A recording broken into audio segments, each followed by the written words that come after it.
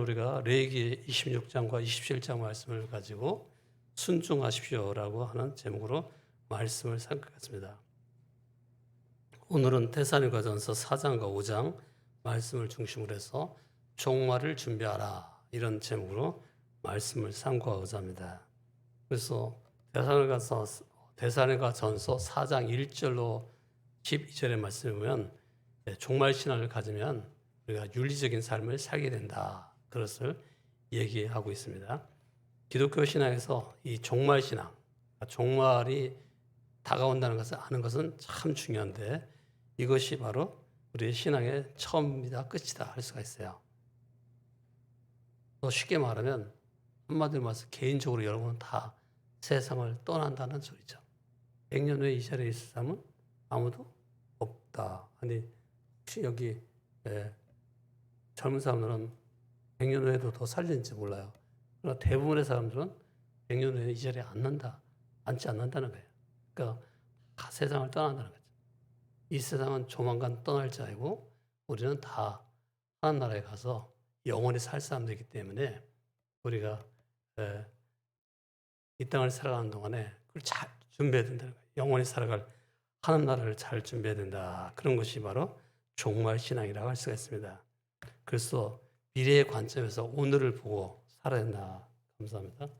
이제 이게 왔으니까 설교를 길게 할 가능성이 높아요. 네. 하여튼요, 우리가 그러면 종말이 있다는 것을 확실히 아는 사람으로서 우리는 어떻게 살아야 되는가? 한마디로 말해서 여러 가지 있는데, 첫째는 거룩하게 살아야 된다. 하나님 뜻은 너희의 거룩함이다. 그러니까 거룩이라는 건 구별된, 성별된 그런 삶을 살아야 된다는 것이죠. 그래서 우리가 가정에서는 음행을 멀리하고 배우자를 거룩함과 존귀함으로 대하고 형제에게 해를 끼치지 않는 그런 삶을 살아야 되고 형제 사랑하는 삶을 살아야 된다. 가정에서도 형제를 사랑하고 또 나아가서 교회 공동체 속에서도 형제를 사랑해야 된다는 것입니다. 특히 이제 가정에서는 배우자를 가까이 있는 그 형제 중에 한 사람이 할 수 있는 배우자, 아내든 남편이든 사랑해야 되고요. 또 가족들을 사랑해야 된다는 것을 이야기하고 있습니다. 아가페 사랑을 실천하라는 것입니다. 그래서 이런 아가페 사랑을 계속 할 수 있는 힘은 어디서 오는가? 바로 성경 공부를 통해서, 묵상을 통해서 또는 예배를 통해서 우리가 얻게 된다는 것입니다. 특별히 이제 집에 가서 여러분 배우자들이나 가족들의 말을 좀 잘 들어주셔서 역시 교회를 다니더니 달라졌다 하는 말씀이 사랑을 가리키나 보다. 여러분이 이제 이 아가페 사랑을 훈련하는 곳이 바로 가정이에요. 교회예요. 그러니까 가정과 교회는 훈련소다. 사랑을 훈련하는 자리다. 왜냐하면 하나님 나라가 사랑의 나라이기 때문에 사랑의 나라인 하나님 나라로 가기 전에 여기서 지금 훈련하는 거예요. 사랑의 실력을 키우는 것이다. 그렇게 볼 수가 있어요. 여러분이 제세기간 여기 이제 뭐 100년 산다고 하지만 사실은 100년도 못 살고 대부분 한 86세 정도까지밖에 못 사는데 뭐 오래 사는 사람 있겠죠. 근데 그래도 100년 살든 150년 살든 이 세상은 언젠가는 조만간 떠나게 될 것이고 나중에 우리는 다 하나님 나라에 가서 영원한 삶을 살아야 되니까 그날에 잘 살 수 있도록 그날에 상을 받을 수 있도록 주님 앞에서 사랑을 할 수 있는 능력을 많이 키우시기를 주의 이름으로 부탁드립니다. 그래서 가정에서부터 가까운 그 이웃이라고 할 수 있는 바로 배우자, 남편, 아내를 사랑하고 형제, 자매 또는 또 자녀들 사랑하고 또 뭐 후손들을 사랑하지 못하는 사람은 어떻게 보면 천국에서도 사랑의 실력이 별로 없는 사람으로 판단받게 될 거예요. 그러니까 여러분이 가정에서 자꾸 남편이 또는 아내가 자기를 괴롭히거든 내가 훈련이 덜 돼가지고 나를 깎기 위해서 하나님께서 저 남편, 저 아내를 동원하시나 보다 이렇게 생각하고 서로 잘 깎아주면서 빨리빨리 작품을 만들어 가시기 바랍니다. 실력 있는 성도가 되라는 거죠. 그래서 이제 자기가 실력이 어느 정도 갖춰지면 다음에 이제 또 나가서 다른 가정도 또 이웃도 또 성도도 많이 사랑해 주는 것이 필요하죠. 근데 가정에서 실력이 갖추지 않으면요. 사실 밖에 나가서 사랑한다는 것은 자칫하면 윗선이 되기 쉬워요. 그러니까 예, 배우자가 볼 때 가정에서도 아가페 사랑을 실천 못하는데 뭐 교회 가서 사랑한다고 뭐 얘기하고 또뭐 해봤자 그 인사차 하는 말이죠. 여러분 혹시 그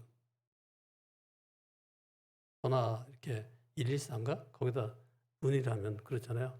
사랑합니다 고객님 뭐 이렇게 말하잖아요. 그럼 그 진짜로 사랑한다고 여러분 믿습니까? 그분이? 그 전화 받는 그 어, 텔레마케터인가 하여튼 제가 이제 종종 우리 병원에 많이 가거든요. 근데 가면 꼭 형제님께서 나보고 그래요. 뭐 하여튼 사랑합니다 고객님 비슷한 말을 하는데 예? 아주 참 영혼이 안 깃든 말이라고 할 수 있죠. 영혼이 깃든 말을 해야 돼요. 예? 여러분 겨울에 한번 연습을 해봐야 되겠어요. 여기서도 연습 못하면 집에 가서 한번 옆에 있는 남편에게 사랑합니다 남편님, 사랑합니다 아내님 이렇게 말하는데 영혼이 깃든 말로 해보란 말. 시작. 예? 혼자라도 해보세요. 그냥 옆에 사람이 없으면 지금 연습을 해봐야지 집에 가서 또 할 거 아니에요. 저도요 맨날 우리 집사람한테 얘기해요. 사랑합니다 고객님 하는 식으로. 그러니까 우리 집사람 절대 안 믿어요. 사람마다 고객님이라고 하는 것처럼 하니까 믿지 않는 거예요. 진심이 안 깃든 거죠. 그러니까 안 믿는 거죠. 여러분 가정이나 교회나 다 훈련소예요. 바로 사랑을 훈련하는 곳이다. 아가페 사랑을 훈련하는 거예요. 근데 이게 아가페 사랑이 하도 훈련이 안 되니까 하나님께서 이제 손자 손녀를 주는 거예요. 손자 손녀를 사랑하게 되면 조금 알게 돼요. 아가페 사랑을. 하나님의 사랑은 한 10,000% 만이라고 한다면 한 1이나 2 정도는 알게 되는 것 같아요. 손자 손녀를 사랑하면서. 예? 그러니까 여러분 하여튼 그 손자의 손자를 보면 진짜 사랑하겠죠. 네, 그때까지 다 사시기 바랍니다. 그랬더니 우리 성도님들이 불만이 많대요. 왜 나보고 장수하라고 하냐고. 불만이 많아요? 장수의 복을 빌어주는 게 불만이 많습니까? 여러분 좀 건강하게 돈 많은 부자로서 오래오래 사시기 바랍니다. 아브라함처럼 사시기 바랍니다. 아브라함은 175세였는데 부유한 자로 살았어요. 그리고 모세는 120세까지 살았는데요. 산에 막 올라갔어요. 굉장히 건강했다는 얘기죠. 눈이 흐리지 않았다고 그랬어요. 백내장이 오지 않았다는 얘기예요. 여러분 다 120세까지 사시기 바랍니다. 아멘을 안 하신 분들은 괜찮아요. 그냥 뭐 천국이 더 좋은데 이까지 뭐 세상에서 90년 살면 어떻고 80년 살, 50년 살면 어때요? 그럼 오늘 하여튼 여러분 그건 하나님께서 정하신 대로 살겠지만은 기도는 해야죠. 하나님 제발 저는 120세까지 살 동안 아주 돈도 많고 건강하고 부유하게 살게 해주세요. 또 어저께 신태균 교수가 그 시드에서 삶의 씨앗이 되는 소리에 보니까 사람이 그 살아가는데 노후에는 7가지가 필요하다 하면서 쭉 얘기를 하더라고요. 무엇보다도 건강이 필요하죠. 건강하지 않고 골골하면서 120세 사는 거 재앙이 재앙. 그다음에 돈도 있어야 돼. 돈이 없이 가난하게 120세까지 살려면 아주 힘들어요. 여러분 다 건강하시고 부유하게 사시기 바랍니다. 근데 쭉 얘기를 하는데 그중에 한 가지가 친구예요, 친구. 친구와 더불어서 살아야지. 같이 누리고 같이 나눌 사람이 없다면은 그 소용이 없다는 거예요. 그러니까 배우자가 있는 게 배우자는 친구도 할 수 있으니까 좋다. 웬만하면 그냥 같이 좀 살아주시기 바랍니다. 무슨 말인지 잘 이해를 못하죠? 웬만하면 살아주세요. 다 쓸모가 있어요. 다 나중에 다 두고 보면 다 심심할 때 얘기도 나눌 수 있고 등도 긁어줄 수 있고 얼마나 편한데요. 하여튼요, 여러분 아브라함이나 모세나 참 옛날 그 성경에 나오는 족장들 보면 물론 요셉 같은 경우는 110세까지 살았다고 나오더라고요. 110세. 근데 110세면 상당히 그 시대의 사람 치고는 그래도 꽤 오래 산 사람이겠지만은 그래도 여러분 하여튼 예, 건강 장수하시기 바랍니다. 예. 그래도 우리가 종말의 종말을 인식하면서 살아야 된다는 것이고 교회를 때는 선교적인 교회를 만들어 가야 된다. 교회가 교회다워야 된단 말이에요. 그러려면 선교적인 교회가 돼야 된다. 그래서 아주 전도가 중요하다는 거예요. 우리가 예수님의 재림을 준비하는 구체적인 방법이 뭐냐? 전도를 하는 거예요. 그래가지고 차고 교회가 계속 부흥되고 안 되면 막 예? 자녀손을 많이 낳는 거예요. 그러면 되죠. 전도가. 지금 어저께 보니까 저출생 대책 예? 한국교회 무슨 예? 출범식 그런 예배를 드리더라고요. 요즘 하도 애를 안 낳아가지고 저출생 대책을 지금 교회들이 다 하고 있는 거예요. 그래서 교회에서 애를 많이 낳게 하자 신자들이. 저 유럽, 프랑스 같은 경우는요. 거의 인구의 20%가 무슬림입니다. 기독교인은 얼마 없다는 거예요. 안 돼요. 신학교에 가면 한 두세 명밖에 없대요. 신학교 들어가는 사람이. 얼마나 이게 끔찍한 일이에요. 근데 그 일이 앞으로 20년 후에 한국에도 닥친단 말이에요. 지금도 한국교회 신학교들 다 정원 미달이에요. 지원만 하면 다 들어가요. 근데 우리 학교는 이제 제가 나온 학교에서는 그래도 많이 떨어지는 편이에요. 한 15% 정도는 떨어지는데 그래도 어쨌든 대부분 합격해요. 옛날에 그러지 않아요. 옛날에는 경쟁률이 되게 셌어요. 그래가지고 제가 들어갈 때마다 2.6대 1인가 그랬어요. 그리고 많이 떨어졌는데 지금은 사람들이 오질 않는 거예요. 그만큼 교회 안에 젊은이가 없고 헌신된 사람이 없다는 것이 문제죠. 이렇게 되면 한국교회 미래는 어떻게 되겠어요? 나중에 이제 여기도 우리는 안 그렇겠지만 다른 교회는 교회 텅텅 비게 되는 거예요. 그런 다음에 그것이 이제 무슬림들이 장악하고 무슬림 회당 같은 것이 될 수 있단 말이에요. 그러니까 지금부터 우리가 크리스찬이라도 최소한 남자와 여자 둘이 결혼해서 갑절로 남겨서 4명 정도 하면 더 좋지만 안 되면 최소한 2명이라도 낳아야 되지 않겠는가. 그래야지 유지하지 않겠어요? 근데 지금 그 출산율이 굉장히 낮다고 그러잖아요. 세계 최저의 출산율이라. 그것이 큰 문제예요. 근데 가정에서 우리가 애를 많이 낳으면 바로 사랑의 훈련을 많이 하는 거예요. 아가페 사랑을 훈련하는 거죠. 우리가 종말의 때를 바라보면서 우리는 뭘 해야 되는가? 바로 이 사랑의 훈련을 많이 할 수 있는 그런 성도로 살아야 될 줄 믿습니다. 데살로니가서 4장 13절에서 5장 11절까지 말씀은 예수님의 재림에 대해서 얘기하고 있어요. 재림 시에 어떤 일이 일어나는가에 대해서 얘기하는데 몸의 부활이 일어난다. 그리고 새 창조가 일어난다. 그리고 새로운 삶을 살아가게 된다. 그런 것이 있고요.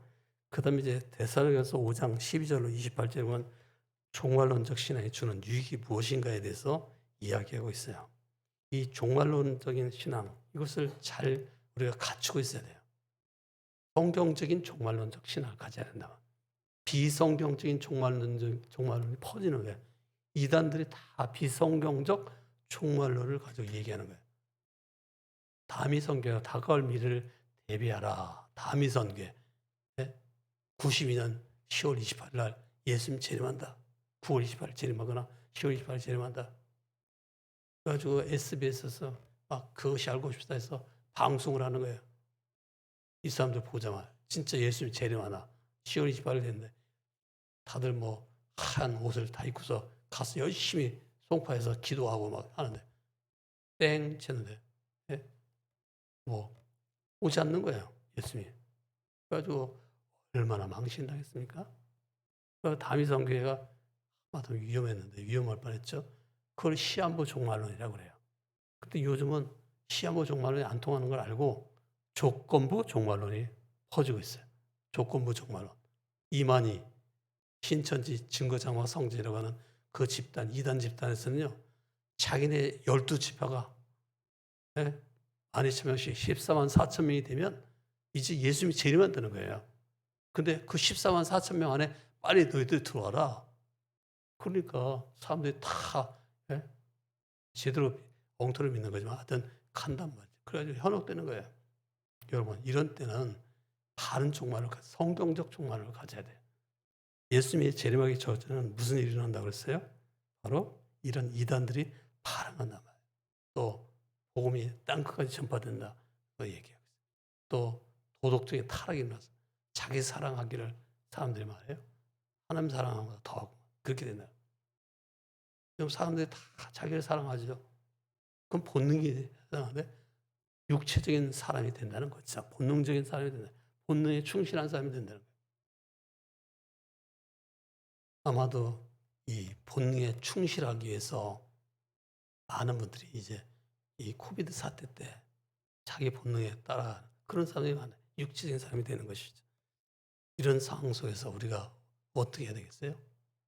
나는 믿음을 지켜야 된다. 기껏 해봤자 이 세상에 120년이다. 100년이다. 100년 살고 영원한 천국에서 영원한 생명을 누리며 살아야지 이 땅에서 예?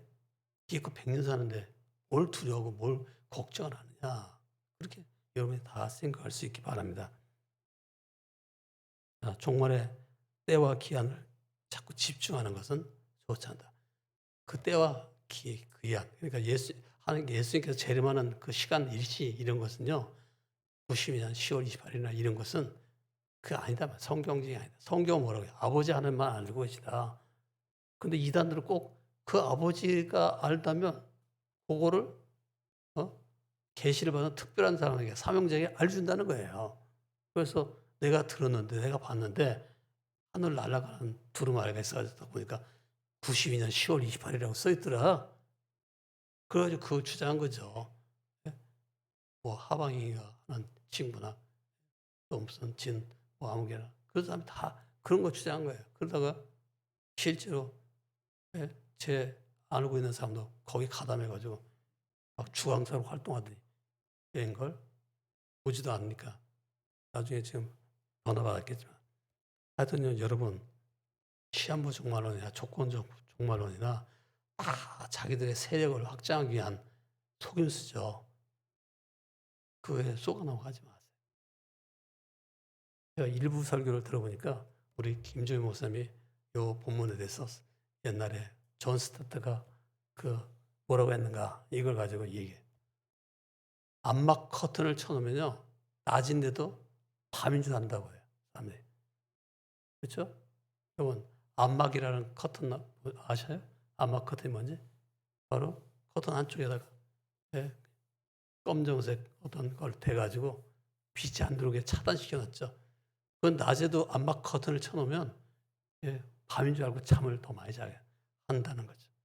근데 마귀가 하는 일이 그런 일이란 말이에요. 우리에게 암막 커튼을 쳐가지고 계속 자게 만드는 거예요. 잠자는 자에게 무슨 말 해도 소용이 없어요. 제가 자고 있는 제 집사람에게 얘기했어요. 여보, 내가 정말 당신을 사랑해요. 얘기해봤자 저희 집사람은 계속 잠만 자. 반응이 안 보이는 거예요. 왜 그럴까요? 자고 있으니까요. 자는 사람은 듣지도 못해요. 지금도 설교를 들으면서도 하나님 말씀을 못 듣는 사람은 잠들어 있는 거예요, 영적으로. 그래서 안 들리는 거예요. 그래서 이 마귀가 치는 암막 커튼에 쏙지 말고 우리보다 단수가 굉장히 높거든요. 거기에 쏙지 말고 항상 우리는 마귀를 대적하고 예수 이름으로 부리치고 예수 이름으로 제압을 하고 예수님의 이름으로 사탄을 갖다가 짓밟아요. 무적에 보내버리고 쫓아보내. 그래야 되지. 두려워 떨고 그러면 안 돼요. 자, 종말의 때를 어떻게 우리가 살아가야 되는가?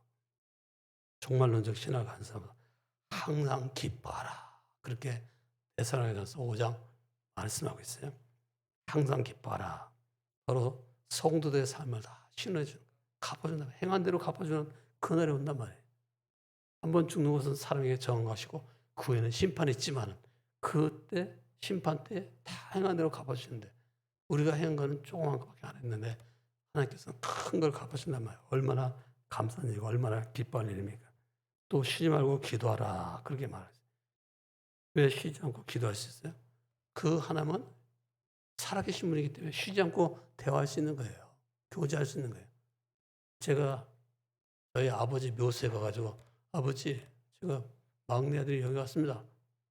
뭐 이 얘기 막 하잖아요. 그러면 아버지 아무 말도 안 해요. 왜 그럴까요? 무덤에 누워 계시니까 아무 말도 못 하시는 거예요. 살아있지 않기 때문에 아무 말도 안 하는 거예요. 그 막내, 우리 아버지가 막내 아들을 굉장히 사랑했어요, 저를.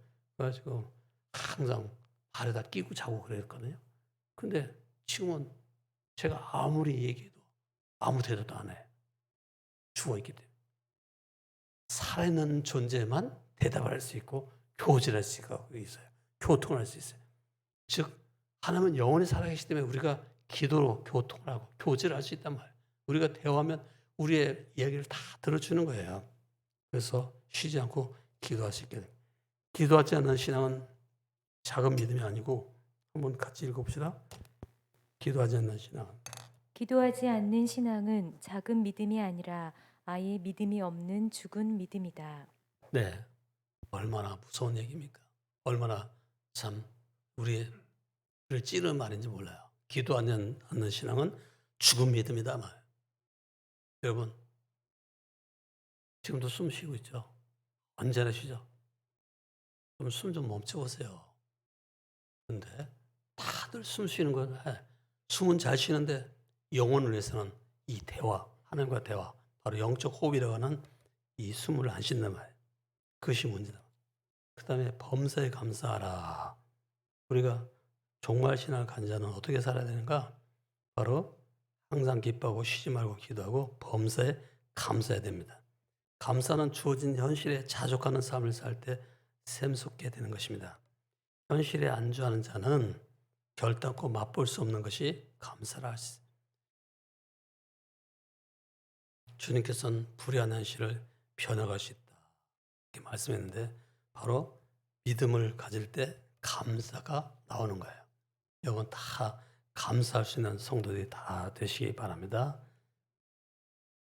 성경적인 종말론을 가지면 주님께서 다시 오실 때 우리의 잘못된 부분을 고치고 만물을 회복시킬 것을 다 그날이 오게 될 것입니다.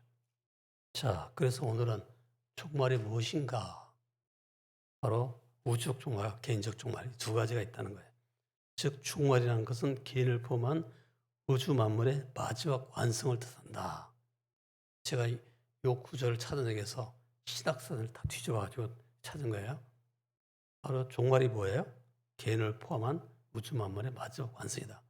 여러분이 지금보다도 더 아름다운 모습, 가장 복된 모습, 정말 완전한 모습으로 바뀌는 그날이 온단 말이에요. 바로 개인적 종말을 맞는 날이에요. 완치되는 날이 와요. 혹시 제가 이제 지금 제 형편을 얘기하면 제가 볼 때 어떤 때는 둘로 보였다가 어떤 때는 하나로 보여요. 네? 그래서 제가 기도해요. 하나님 그래도 좋습니다. 하여튼 완성이 될 때는 그때는 하나로 똑똑히 보겠죠. 라고 얘기하는 거죠. 그래서 바로 죽음의 날은 완성된 날이다. 여러분도 마찬가지예요. 저기 저 뒤에 계신 이 집사님 걱정하지 마세요. 그때 가서 막 헐헐 뛰어다닐 거예요. 저는 지금 못 뛰어요. 저 날지도 못해요. 나는 건 불가능하겠죠. 인간에게는 뛰지 못해 지금. 근데 예수님께서 재림하는 그날 우리가 완성되면 우리는 뛰기도 하고 걷기도 할 뿐만 아니라 날기도 할 거예요. 있습니까? 잘 몰라요. 안 가봤으니까. 근데 날지 안 날지 모르겠지만 하여튼요. 예, 예수님 재림을 랩처 휴거가 일어나는데 끌어올려 그 하늘로 날아가는 거잖아요. 랩처가 휴거가 일어나는 게 그래서 날른다고 제가 표현한 건데 그 날이 온단 말이에요. 근데 온다는 게 얼마나 감사한 일입니까? 우리는 왜 종말을 준비해야 됩니까? 예수 그리스도의 재림은 확실하기 때문이다. 범사에 때가 있습니다. 인생만이 이 세상에서 내 생을 다음 세상을 준비할 찬스예요. 하나님께서 왜 우리가 이 땅을 살게 했어요? 바로 다음 세상, 내생을 준비하라고 살거예요. 그러기 위해서 이제 그 내생이 언제 오냐면 예수님의 재림으로 말미암아서 완전히 우리에게 이루어지게 되는 거죠. 그다음에 누구에게나 다가오는 현실이기 때문이다. 왜 종말을 준비해야 되는가? 우리에게 다 다가온단 말이에요. 그거는 뭐 돈 많은 사람은 안 오고 피하는가? 아니요. 돈 많아도 오고 돈이 없어도 오고 뭐 예쁜 사람에게도 오고 못생긴 사람에게도 다 와. 누구나. 아무나 누구나 다 찾아오는 현실이 바로 개인적 종말이란 말이에요. 쉽게 말해 죽는다 그 말이에요. 모든 사람이 다 죽는다. 근데 오늘을 잘 살아가려면 바로 종말의 날을 인식해야 된다. 인생을 아름답게 만들기 위해서는 바로 오늘을 잘 살아야 돼요. 그러니까 종말을 자꾸 인식하면 오늘 겸손하게 잘 살게 되는 거죠. 로마의 개선 장군 옆에는 항상 노예가 뭐라고 얘기했나고 했죠? 메멘토 모리라고 얘기하라고 그 노예가 옆에 타고 있었다고 그러죠? 바로 죽음을 기억하시오. 당신이 지금 개선 장군으로 이렇게 말해 입성을 하고 막 산사를 받고 사람들에게 박수를 받지만 당신도 죽을 존재다. 그 말을 들으면서 이 개선 장군은 어떤 생각을 하냐면 나는 조만간 세상을 떠나졌구나. 메멘토 모리 죽음을 기억하여 나도 죽는 날이 온다. 그러니까 더 겸손해야지 하고서 그가 교만하지 않았다는 거죠. 참 옛날 사람들이 굉장히 지혜해서 한번 옆 사람에게 메멘토 모리 이렇게 얘기해 보겠습니다. 너무 어려운가요? 더 쉽게 말해 당신도 죽습니다. 얘기해 주겠습니다. 안 죽는다고요? 네, 죽어도 삽니다. 영원한 생명이 예수 안에서 여러분에게 주어지게 될 것입니다. 그러니 사실 죽는 것을 너무 두려워할 필요 없어요. 죽음은 시작에 불과하는 것이에요. 끝이 아니에요. 그때부터 이제 저 내생, 다음 세상이 시작되는 거예요. 돌파 감염이 뭐예요? 백신을 맞았지만 코로나19 바이러스에 걸리는 걸 돌파 감염이라 그렇게 말하죠. 우리나라만 있는 말이라고 하는데. 우리에게 면역력이 있으면요. 백신을 가지고 이제 면역을 막 키우면은 싸우는 실력을 키워놓으면 나중에 진짜가 들어왔을 때 이기는 거죠. 저도 백신을 2번이나 맞았거든요. 우리 신성철 장로님이 저를 맞춰줬어요, 백신을. 근데 2번을 맞게 되니까 이 코로나 바이러스가 와도 그걸 얼마든지 이길 수가 있는 거죠. 4번 맞은 사람, 4번 지금 4번 맞춰야 된다고 하던데 어쨌든 계속 맞던데요. 하여튼요, 이 돌파 감염이라는 것은 미리미리 실력을 키워놓으면 면역력이 증가돼 가지고 실제 문제가 생겼을 때 이길 수가 있다는 거예요. 근데 면역력이 없으면은 그만 죽는다는 거예요. 11시 20분에 우리 옛날 총회장 지내신 분이 저한테 문자를 보내왔어요. 코로나 바이러스에 대해서 문자를 보내시고 그분은 연세가 많죠. 거의 뭐 80세 가까이 되신 분인데 문자를 보내요. 코로나 너무 두려워하지 말고 하나님께 예배드리면서 면역을 키우고 그러는 거죠. 이제 뭐 식염수 마셔가지고 저 목을 가거해가지고 뱉어라. 그러면 자꾸 이길 수 있다. 여러분 너무 겁내지 마세요. 코로나 별거 아니에요. 바이러스 이기면 돼요. 여러분이 면역을 키우면 돼요. 그리고 마찬가지로요.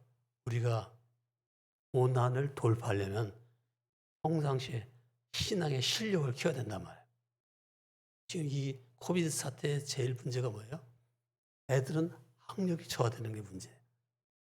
교회는 성도의 실력이, 영적인 실력이 저하되는 게 문제예요. 그래가지고 이 영적 실력이 커져가지고 고난을 돌파하고 뛰어나가야 되는데 고난을 못 이기고 빌빌거리면 어떻게 되겠어요?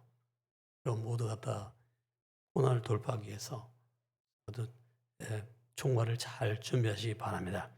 우리는 오늘이 진실하게 정말 바르게 살려면요. 나도 언젠간 세상을 떠난다. 그걸 알고 오늘 내가 어떻게 살 것인가 그걸 생각해 봐야 돼요. 그러면 어떻게 종말을 준비하는가요? 세 번째, 바로 인생 목표를 바르게 정하고 살자. 살든지 죽든지 주님을 위해서 살자. 목표를 거기다 딱 둬야 된다.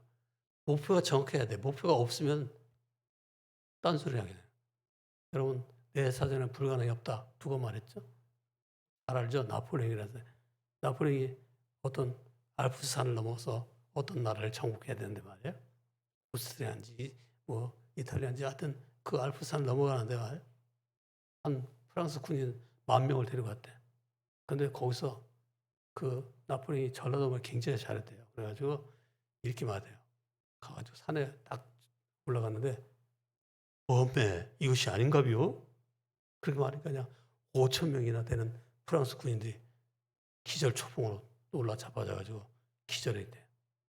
그래서 나폴레옹은 5,000명을 데리고 다시 다른 산을 갔대요. 갔더니 가가지고 딱 그 산꼭대기 가니까 이러더래. 어메 여기도 아닌가비요? 아까 거기가 긴 것 같아. 이렇게 말해. 그래가지고 그냥 또 5,000명이 또 다 기절 초풍. 그 말은 나폴레옹도 기절 초풍했대요. 그래가지고 네? 우스갯소리죠. 하나도 안 웃는데 아까 2부 때는 다 웃더라고. 2부에 나온 사람들이 더 마음이 푸근한 사람이에요. 세 번째 들어도 알아. 그 얘기 뭐 어메 이것이 아닌가비요? 그것인가비요? 그런 거 한두 번 들어야죠. 근데 2부 때 오는 사람들은 다 웃어주고 막 3부 때 오는 사람 한 명도 안 웃어요. 왜 나폴레옹은 그렇게 헛된 데를 갔다고요? 한마디로 말해서 목표를 정확하게 몰랐다는 거예요. 그 얘기가 얘기한 바는 목표가 정해야 된다는 거예요. 인생을 다 살고 나서 여러분의 목표가 잘못돼가지고 이것이 아닌가 비요? 그러면 되겠어요? 인생 끝날 때 어이구 이렇게 살면 안 되는데 잘못 사는가 봐. 뭐 이러면 되겠냐고요. 여러분 인생의 목표를 바르게 정하고요. 용감하게 도전하시기 바랍니다. 그다음 빛의 자녀로 살자. 누구에게 다가오는 죽음의 시간이 종말의 시간이 있다는 거예요. 내가 어디에 속한 사람이냐? 빛의 자냐? 어둠에 속한 자식이냐? 빛의 자. 낮에 속한 사람이 밤에 속한 사람이냐? 제가 이제 그 어떤 옛날에 중국의 무슨 형제가 쓴 책 이름 제목이에요. 하늘에 속한 사람 이런 제목이에요. 그 책을 읽으면서 이제 한 두세 번 읽어봤는데 굉장히 좋았어요. 그러면서 제가 나는 과연 하늘에 속한 사람인가 땅에 속한 사람인가 생각해요. 여러분 다 하늘에 속한 사람이 되시기 바랍니다. 여러분의 정체성 바로 천국에서 영원히 살 사람이에요. 그러려면 깨어있어야 돼요. 깨어있어야지 마귀가 안 속는단 말이에요. 저는 이 꿀물을 굉장히 좋아해요. 이 꿀물의 예화 다 알고 있을 거예요. 어떤 젊은이가 성실하고 부지런하게 신앙생활 잘하는지 몰라요. 그런데 마귀가 나타나가지고 얘기하는 거예요. 젊은이 자네에게 10병의 이 병을 줄 테니까 이 중에 하나만 고개에 들었고 9개는 말 꿀물이야 하면서 주니까 한번 마셔봐. 그러면 내가 황금덩어리를 줄게 라고 얘기했대요. 그런데 처음에는 이 젊은이가 꿈쩍도 안 하고 성실하게 살았는데 나중에 이제 가난 알거지가 되니까 그래요? 그럼 한번 고르자. 딱 골랐는데 다행스럽게도 말이야 꿀물이 들어있는 병을 마시고 나니까 그 마귀 선생님께서 마귀가 황금덩어리 주는 거예요. 그거 가지고 또 한 몇 년 살았어요. 잘 살았어요. 그 여시오. 근데 돈이 또 떨어진 거야. 그래서 또 그 하나 또 고른 거예요. 그랬더니 이번에도 꿀물을 골랐네. 독약 같은 걸 고르지 않은 거예요. 이렇게 하다 보니까 세월이 다 갔어. 한 70년, 80년이 싹 지나가 죽을 때가 가까이 된 거예요. 마지막 2병밖에 안 남았어. 하나는 꿀물이 들어있을 거 추정되는 병. 또 하나는 독에게 들었을 것으로 추측되는 병. 이 두 개의 병이 남았어요. 그래가지고 이 사람이 간절히 생각하면 딱 골랐는데 딱 마셔보니까 꿀물이야. 그러자 마귀가 나머지 한 병을 쓱 마시면서 도에 단 것을 먹으면서 말하게 사실 이 병에도 꿀물이 들어있어. 그러면서 너는 내 종으로서 그동안 세월을 낭비했다. 청춘 허송죄에 젖은 거지 이분이. 그래서 결국은 이 젊은이가 정말 주를 사랑하며 섬길 기회를 다 놓쳐버리고 말이에요. 그 꿀물의 달콤에 취해가지고 또 황금 덩어리가 주는 편안함에 취해서 망했다는 거예요. 여러분, 혹시라도 여러분 인생을 이 어리석은 젊은이처럼 살아오지는 않았습니까? 앞으로 얼마나 남아있는지 모르지만 주님을 위해서 성실하고 진실하게 살아가시길 바랍니다. 마귀는요, 어떻게든 하나님의 자녀가 하나님의 자녀답지 않게 살게 만드는 거예요. 하나님의 자녀답게 사는 그런 인생이란 무엇이냐. 그걸 생각해 보지도 않게 잘못된 목표를 세우고 살게 하는 거예요. 누가복음 8장에 보면 거기 비유가 나오죠. 어떤 씨앗은 가시떨기에 떨어지는 씨앗과 같다 하면서 어떤 사람은 바로 이 땅의 염려, 이 세상의 염려와 재물의 유혹, 또 향락의 유혹, 거기에 기운이 막힌다는 거예요. 우리가 자본주의 세상에 살다 보니까요. 재리 유혹에 의해서 살아가잖아요. 뭐니 해도 돈이 최고야. 돈이 최고라. 애들이 처음 하는 말이 뭐예요? 뭐니? 라고 하잖아요. 또 우리 손자도 보니까 뭐니? 라고 해요. 아직도 머리가 나쁜가? 이 산부에 오는 사람들은 집에 가서 쏘려고 다 저축해 놨나 봐. 뭐니? 뭐니? 뭐니 해도 뭐니가 최고야. 이것이 바로 세상 사람들의 가치관이에요. 근데 우리도 이런 자본주의 사회에 살다 보니까 자칫하면 죄의 유혹에 넘어가서 마귀의 유혹에 넘어가가지고 그만 우리도 돈이 최고인 줄 알고 살아간단 말이에요. 노후 대비 하려면 30억 원 있어야 된다잖아요. 근데 사후 대비는 안 한다는 거예요, 사람들이. 그것이 문제단 말이에요. 여러분 모두가 다 노후 대비를 잘 하시기 바랍니다. 세 번째, 늘 주님과 동행해야 됩니다. 함께 살아야 된다. 주님과 동행하는 것, 임원이라는 것, 이것이 바로 주님께서 원하신 일이에요. 하나님 어떻게 우리를 다스리고 인도해 가시나요? 바로 말씀으로 다스리고 말씀으로 인도해 주시는 거예요. 그러니까 말씀의 통치를 받을 때 우리는 하나님의 나라 자녀답게 살아가게 되는 거예요. 여러분, 여러분에게 기회가 늘 있는 게 아니에요. 기회를 잘 활용해서 여러분에게 주신 사명, 소명이랄까요? 이걸 잘 감당하시기 바랍니다. 아침에 우리 집사람이 싱크대를 닦으면서 이런 얘기해요. 이거는 우리 친정어머니가 와서 닦아주던 건데.